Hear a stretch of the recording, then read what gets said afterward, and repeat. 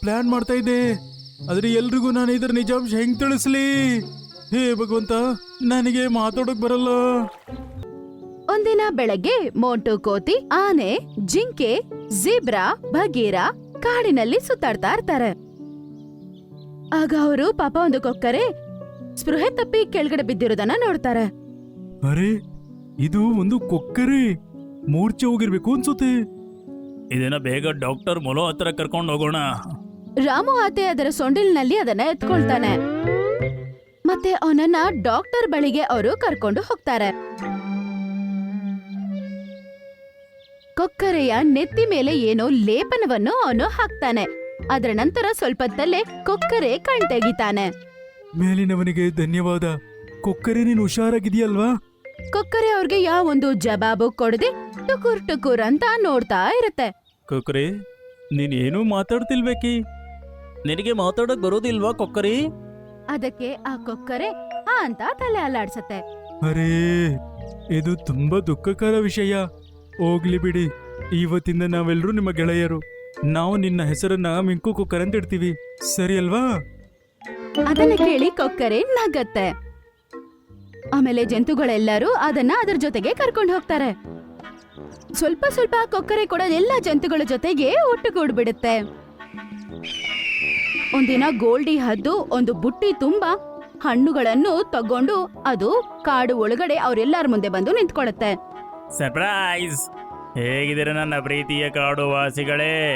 ಅರೇ Goldie ಹದ್ದು, ನೀನ್ ಪಟ್ಟಣದಿಂದ ಯಾವಾಗ ಬಂದೆ? ಹೀಗೆ ಬಂದಿದ್ದೀನಿ. ಮತ್ತೆ ನಿಮ್ಮೆಲ್ರಿಗಾಗಿ ಬುಟ್ಟಿಯಲ್ಲಿ ಹಣ್ಣು ತಂದಿದ್ದೀನಿ.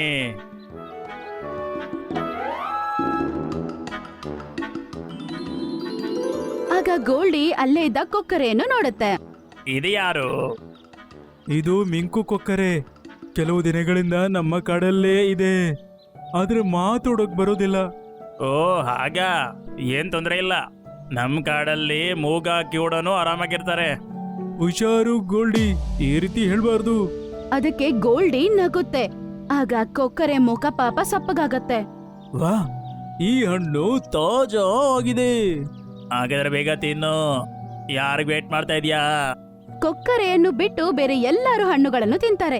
ಏಕಂದ್ರೆ ಅವರು ಹದ್ದಿನ ಮಾತನ್ನು ನಂಬ್ತಿದ್ರು. ಅದು ಮಾತ್ರ ಅಲ್ಲದೆ ಅವ್ರು ತಿಂದಿದ ತಕ್ಷಣ ಅವ್ರಿಗೆ ನಿದ್ದೆ ಬರುತ್ತೆ.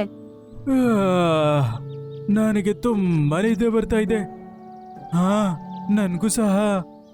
ಬನ್ನಿ, ನಿನ್ನ ನಾಳೆ ಭೇಟಿ ಮಾಡ್ತೀನಿ ಗೋಲ್ಡಿ. ಗುಡ್ ನೈಟ್ ಕೊಕ್ಕರೆ. ಕಣ್ಣು ತುಂಬಾ ನಿದ್ದೆ ತುಂಬಿಸ್ಕೊಂಡು ಅವರೆಲ್ಲರೂ ಮನೆಗೆ ಹೋಗ್ತಾರೆ. ಆಗ ಕೊಕ್ಕರೆ ಯೋಚನೆ ಮಾಡ್ತಾನೆ, ಇವರೆಲ್ಲರೂ ದಿನ ಅರ್ಧರಾತ್ರಿಯಲ್ಲಿ ಮನೆಗೆ ಹೋಗ್ತಾರೆ, ಆದ್ರೆ ಅಚಾನಕ್ ಆಗಿ ಇವ್ರಿಗೆ ಇಷ್ಟು ಬೇಗ ನಿದ್ದೆ ಹೆಂಗ್ ಬಂತು? ಆಗ ಕೊಕ್ಕರೆ ತುಂಬಾ ಸಂತೋಷ ಪಡ್ಕೊಂಡು ಅಲ್ಲಿಂದ ಹಾರ್ಕೊಂಡು ಹೋಗ್ಬಿಡ್ತಾನೆ. ಈ ಗೋಲ್ಡಿ ಎಲ್ಲಿಗೆ ಹೋಗ್ತಾ ಇದೆ? ನಾನು ಇದರ ಹಿಂದೆ ಬೀಳ್ಬೇಕಾಗುತ್ತೆ. ಈಗ ಕೊಕ್ಕರೆ ಅವನ್ನ ಹಿಂದ್ಗಡೆನೆ ಹೋಗುತ್ತೆ. ಸ್ವಲ್ಪ ತಾದ ನಂತರ ಅದು ನೋಡುತ್ತೆ, ಗೋಲ್ಡಿ ಹದ್ದು ಅಲ್ಲೇ ಇದ್ದ ಬೇಟೆಗಾರನ ಬಳಿ ಹೋಗುತ್ತೆ. ಅದು ದೂರದಿಂದ ಅವ್ರ ಮಾತುಗಳನ್ನು ಕೇಳುತ್ತೆ. ಹೇಳು ಗೋಲ್ಡಿ, ಏನ್ ವಿಷಯ? ಸಮಾಚಾರ ಒಳ್ಳೆಯದೇ ಉಸ್ತಾದ್. ನೀವು ಹಣ್ಣುಗಳಲ್ಲಿ ಏನು ನಶೆಯನ್ನ ಕೊಟ್ಟಿದ್ರಿ, ಅದು ತುಂಬಾ ಚೆನ್ನಾಗಿ ಕೆಲಸ ಮಾಡ್ತಾ ಇದೆ. ಅದನ್ನ ತಿಂತಿದ್ದಂಗೆ ಎಲ್ರಿಗೂ ಒಳ್ಳೆ ನಿದ್ದೆ ಬಂತು. ವಾಹ್, ಇದರ ಅರ್ಥ ನಾನೀಗ ನನ್ನ ಗುರಿಯನ್ನು ಯಶಸ್ವಿಯಾಗಿ ಪೂರ್ತಿ ಮಾಡ್ತೀನಿ. ಈ ಗೋಲ್ಡಿ ಏನೋ ಪ್ಲಾನ್ ಮಾಡ್ತಾ ಇದೆ, ಆದ್ರೆ ಎಲ್ರಿಗೂ ನಾನು ಇದರ ನಿಜಾಂಶ ಹೆಂಗ್ ತಿಳಿಸ್ಲಿ? ಹೇ ಭಗವಂತ, ನನಗೆ ಮಾತಾಡೋಕ್ ಬರಲ್ಲ. ಮಾರನೇ ದಿನ ಎಲ್ಲ ಜಂತುಗಳು ಮತ್ತೆ ಪಕ್ಷಿಗಳು ಕೊಳದ ಬಳಿ ಬಂದು ನಿಂತ್ಕೊಂಡಿರ್ತವೆ. ಅದೇ ಸಮಯದಲ್ಲಿ ಗೋಲ್ಡಿ ಅಲ್ಲಿಗೆ ಬಂದು ಹೇಳ್ತಾನೆ, ಇವತ್ತಾದ್ರೂ ನನ್ನ ಬರ್ತ್ಡೇ ಪಾರ್ಟಿ ಇದೆ, ಮತ್ತೆ ನೀವೆಲ್ಲರೂ ಅಲ್ಲಿಗೆ ಬರಬೇಕು. ಅರೆ ವಾ, ಪಾರ್ಟಿ? ಹಾಗಾದ್ರೆ ತುಂಬಾ ಸಖತ್ತಾಗಿರುತ್ತೆ. ಖಂಡಿತ. ನೀವೆಲ್ಲರೂ ಟೈಮ್ಗೆ ಅಲ್ಲಿ ತಲುಪಿಬಿಡ್ಬೇಕು, ಸರಿನಾ? ಖಂಡಿತ ಗೋಲ್ಡಿ. ಹಂಗಂತ ಹೇಳಿ ಗೋಲ್ಡಿ ಅಲ್ಲಿಂದ ಓಡೋಗ್ಬಿಡುತ್ತೆ. ಈ ಗೋಲ್ಡಿ ಅಸಲಿಗೆ ಇಷ್ಟು ಒಳ್ಳೆ ಸ್ವಭಾವದ ಹೆಂಗಾಯ್ತು? ಒಳ್ಳೆ ವಿಷಯ. ಮೊದಲು ಎಲ್ಲಾರ್ಗೂ ತೊಂದರೆ ಕೊಡ್ತಾ ಇತ್ತು, ಈಗ ಸರಿ ಹೋಯ್ತು. ಅದನ್ ಕೇಳಿಸ್ಕೊಂಡು ಕೊಕ್ಕರೆ ಮನಸ್ಸಲ್ಲಿ ಯೋಚನೆ ಮಾಡ್ತಾನೆ. ಬಹುಶಃ ನನ್ಗೆ ಮಾತಾಡೋಕ್ ಬಂದಿದ್ರೆ ನಾನು ಅವ್ರಿಗೆ ಹೇಳ್ತಿದ್ದೆ, ಈ ಗೋಲ್ಡಿ ಹೇಗೆ ಶಿಕಾರಿ ಜೊತೆ ಸೇರ್ಕೊಂಡು ಅವರಿಗೆ ಮೋಸ ಮಾಡ್ತಾ ಇದೆ ಅಂತ. ರಾತ್ರಿ ಗೋಲ್ಡಿಯ ಬರ್ಡೇ ಪಾರ್ಟಿಗೆ ಎಲ್ಲಾ ಜಂತುಗಳು ಹೊರಡ್ತಾರೆ. ಅಲ್ಲಿ ತುಂಬಾ ಹಣ್ಣುಗಳನ್ನು ಇಟ್ಟಿದ್ರು. ಅದು ಮಾತ್ರ ಅಲ್ಲದೆ ಸ್ವಲ್ಪ ಮಾಂಸದ ತುಂಡುಗಳು ಕೂಡ ಇದ್ವು. ಅರೆ ವಾ, ಇವತ್ತು ಗೋಲ್ಡಿ ನನ್ನ ತೋಳದ್ದು ಮತ್ತೆ ನರಿದು ಸಹ ಗಮನ ಹರಿಸಿದೆ. ಅಲ್ಲಿ ನೋಡಿ, ತಿನ್ನೋಕೆ ಮಾಂಸ ಕೂಡ ಇದೆ. ಹಾ ಗೆಳೆಯರೇ, ನನ್ನ ಬರ್ತಡೇ ಪಾರ್ಟಿನ ಅದ್ಭುತವಾಗಿ ನಡೆಸಬೇಕಾಗಿತ್ತು. ಹಾಗಾಗಿ ನಾನೇಕೆ ನಿಮ್ಮ ಬರುವಿಕೆಗೆ ಕಾಯಬಾರದು? ಆದ್ರೆ ನನ್ಗಂತೂ ಒಂದೇ ಒಂದು ಮೆಣಸಿನ್ಕಾಯಿ ಇದೆ, ಆದ್ರೆ ನನಗೆ 3 ಆದ್ರೂ ಬೇಕಾಗುತ್ತೆ. ಇವತ್ತು ರಾತ್ರಿ ಇದು ನಿಮ್ಮ ಕೊನೆಯ ಊಟ. ಹೊಟ್ಟೆ ತುಂಬಾ ಊಟ ಮಾಡಿ.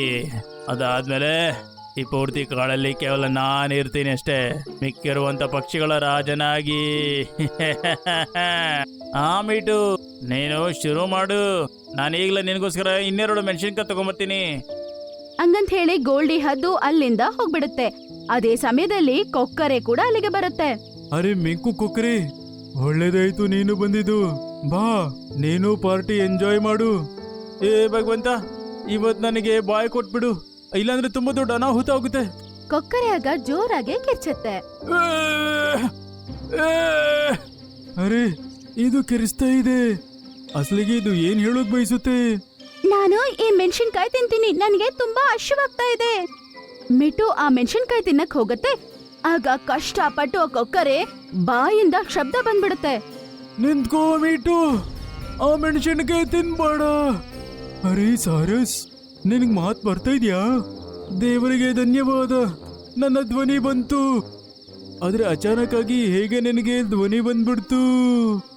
ಯಾವಾಗ ಯಾರ ಕೈಯಿಂದ ಒಬ್ಬರ ಧ್ವನಿ ಹೋಗ್ಬಿಡುತ್ತೆ, ಆಗ ಅವರ ಪೂರ್ತಿ ತಾಕತ್ತಿಂದ ಅವರು ಮಾತಾಡೋಕೆ ಪ್ರಯತ್ನ ಪಟ್ರೆ ಆಗ ಧ್ವನಿ ವಾಪಸ್ ಬಂದ್ಬಿಡುತ್ತೆ. ಆದ್ರೆ ಇಷ್ಟೊಂದು ಪ್ರಯತ್ನ ಯಾವಾಗ ಮಾಡೋಕ್ಕಾಗುತ್ತೆ ಅಂದ್ರೆ ಯಾವಾಗ ಏನಾದ್ರೂ ತೊಂದರೆ ಆಗುತ್ತೆ, ಆಗ ಮನುಷ್ಯ ಅಥವಾ ಪ್ರಾಣಿಗೆ ಏನಾದ್ರೂ ಹೇಳ್ಬೇಕು ಅಂದಾಗ. ಹಾ, ತುಂಬಾ ಮುಖ್ಯವಾದ ವಿಷಯ ಇದೆ, ನೀವೆಲ್ಲರೂ ಗಮನ ಇಟ್ಟು ಕೇಳಿ. ಹದ್ದು ಒಂದು ಬೇಟೆಗಾರನ ಜೊತೆ ಸೇರ್ಕೊಂಡು ಏನು ಪ್ಲಾನ್ ಮಾಡ್ತಾ ಇದೆ. ಈಗ ಆ ಕೊಕ್ಕರೆ ಏನೇನೆಲ್ಲ ನೋಡ್ತು ಅದು ಎಲ್ಲ ಜಂತುಗಳಿಗೆ ಹೇಳ್ಬಿಡುತ್ತೆ. ಈ ಗೋಲ್ಡಿನ ನಾವು ಸುಮ್ನೆ ಬಿಡೋದಿಲ್ಲ, ಬರ್ಲಿ ಬಿಡಿ. ಹಾಗಲ್ಲ ಗೆಳೆಯರೇ, ಆ ಗೋಲ್ಡಿನ ಹೇಗೆ ನಾವು ಸಿಕ್ಕಾಕ್ಸ್ಬೇಕು, ಅದಕ್ಕೋಸ್ಕರ ನನ್ನ ಹತ್ರ ಒಂದು ಐಡಿಯಾ ಇದೆ. ಸ್ವಲ್ಪ ತಾದ ನಂತರ ಗೋಲ್ಡಿ ಹದ್ದು ಅವನ ಜೊತೆಗೆ ಬೇಟೆಗಾರನನ್ನು ಕರ್ಕೊಂಡು ಅಲ್ಲಿಗೆ ಬರ್ತಾನೆ. ಆಗ ಎಲ್ಲ ಜಂತುಗಳು ಬಿದ್ದಿರ್ತವೆ ಕೆಳಗಡೆ. ವಾ, ನನ್ನ ಪ್ಲಾನ್ ಸಕ್ಸಸ್ ಆಯ್ತು. ಉಸ್ತಾದ್, ಹೊರಗಡೆ ಬನ್ನಿ. ಈಗ ನಾನು ಈ ಎಲ್ಲ ಪ್ರಾಣಿಗಳನ್ನ ಟ್ರಕ್ಕಲ್ಲಿ ಹಾಕೊಂಡು ಪಟ್ಟಣಕ್ಕೆ ಟ್ರಾನ್ಸ್ಪೋರ್ಟ್ ಮಾಡ್ತೀನಿ. ಮತ್ತೆ ಅದಾದ್ಮೇಲೆ ಇವೆಲ್ಲವನ್ನು ಮೃಗಾಲಯದಲ್ಲಿ ಇಡಲಾಗುತ್ತೆ. ಅಷ್ಟೊಂದು ಯಾಕೆ ಅವಸರ ಬೇಟೆಗಾರ? ಗೋಲ್ಡಿ ಮತ್ತೆ ಬೇಟೆಗಾರ ನೋಡ್ತಾರೆ, ಅವ್ರ ಮುಂದೆ ಕೊಕ್ಕರೆ ಒಂದು ನಿಂತ್ಕೊಂಡಿರುತ್ತೆ. ಅರೆ ಮೂಗ ಕುಕ್ರೆ, ನೀನ್ ಯಾವಾಗಿಂದ ಮಾತಾಡ್ತಾ ಇದೀಯಾ? ನನಗೆಲ್ಲ ಗೊತ್ತು ಗೋಲ್ಡಿ, ನಿನ್ನ ಮೋಸದ ಆಟನ ಎಲ್ರ ಮುಂದೆ ಬಯಲ್ ಮಾಡೋದಕ್ಕೆ ದೇವರು ನನಗೆ ಧ್ವನಿ ಕೊಟ್ಟ. ಆದ್ರೂ ನೀವು ಏನ್ ಮಾಡಬಹುದು? ಇವರೆಲ್ಲರೂ ಮೂರ್ಛೆ ಹೋಗಿದ್ದಾರೆ ಅಲ್ವಾ?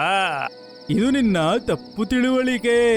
ಇಲ್ಲಿನವರೆಗೂ ಸ್ಪೃಹೆ ಇಲ್ದೆ ಬಿದ್ದಿರೋ ತರ ನಾಟಕ ಮಾಡ್ತಿರುವ ಎಲ್ಲ ಜಂತುಗಳು ಅದು ಹೀಗಂತ ಹೇಳಿದ ತಕ್ಷಣ ಅವರೆಲ್ಲರೂ ಎದ್ಬಿಡ್ತಾರೆ. ಗೋಳಿ ಹದ್ದು, ನಿನ್ನ ನಾನು ಸುಮ್ನೆ ಬಿಡೋದಿಲ್ಲ. ಪಕ್ಷಿಗಳು ಹದ್ದಿನ ಹಿಂದ್ಗಡೆ ಹೋಗಿ ಅದನ್ನ ಅಟ್ಯಾಕ್ ಮಾಡ್ತಾರೆ. ಇನ್ನೊಂದು ಕಡೆ ಬೇರೆ ಜಂತುಗಳು ಬೇಟೆಗಾರನನ್ನು. ಕಾಪಾಡಿ! ಬೇಟೆಗಾರ ಅವ್ರ ಹತ್ರದಿಂದ ತಪ್ಪಿಸ್ಕೊಳ್ಳೋದಕ್ಕೆ ಅವನ ಟ್ರಕ್ ಅಲ್ಲಿ ಹತ್ಬಿಡ್ತಾನೆ. ಅದೇ ಸಮಯದಲ್ಲಿ ಮೋಂಟು ಕೋತಿ ಡ್ರೈವಿಂಗ್ ಸೀಟ್ ಅಲ್ಲಿ ಕುತ್ಕೊಂಡು ಆ ಟ್ರಕ್ ಅನ್ನು ಓಡಿಸ್ತಾನೆ.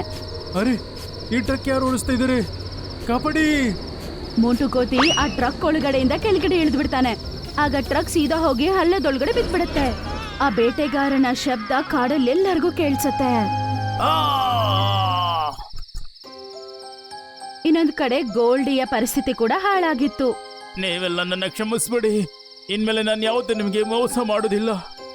ಇಲ್ಲಿಂದ ಹೊರಟು ಹೋಗು ಗೋಲ್ಡಿ, ಇನ್ಯಾವತ್ತು ನಮ್ಮ ಕಾಡೊಳಗಡೆ ಬರಕ್ ಹೋಗ್ಬೇಡ. ಈಗ ಗೋಲ್ಡಿ ಅಲ್ಲಿಂದ ಹೋಗ್ಬಿಡ್ತಾನೆ. ಆಮೇಲೆ ಜಂತುಗಳೆಲ್ಲರೂ ಕೊಕ್ಕರೆಗೆ ಧನ್ಯವಾದಗಳನ್ನ ತಿಳಿಸ್ತಾರೆ. ಅದು ಮಾತಾಡಕ್ಕಾಗತ್ತೆ ಅಂತ ಕೊಕ್ಕರೆಗೆ ತುಂಬಾನೇ ಸಂತೋಷ ಆಗ್ತಿತ್ತು.